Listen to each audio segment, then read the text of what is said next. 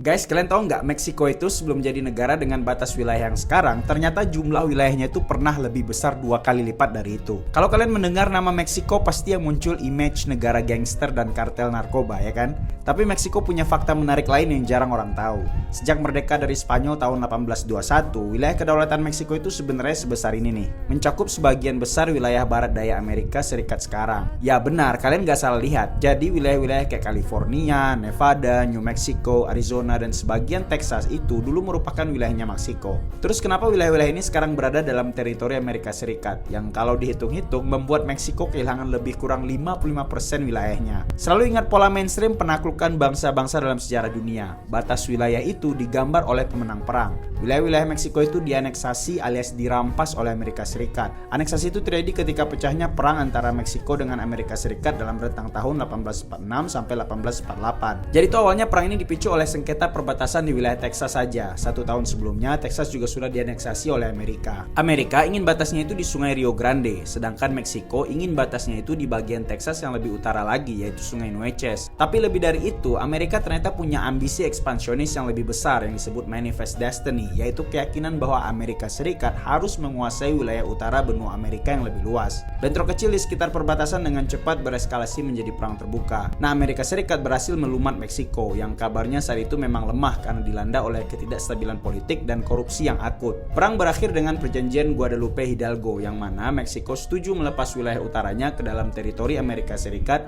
dan itu bertahan sampai sekarang. Dengan kehilangan ini, Meksiko tidak hanya menderita kerugian ekonomi dan sumber daya loh, tapi juga meninggalkan luka sejarah bagi kebanyakan warganya. Jadi kalau kalian terheran-heran kok Barat mendukung agenda aneksasi Israel misalnya, ya karena mereka dulu juga pelaku. Ini belum termasuk agenda aneksasi yang mereka lakukan pada benua Amerika dan suku Indian jauh sebelum kasus Meksiko.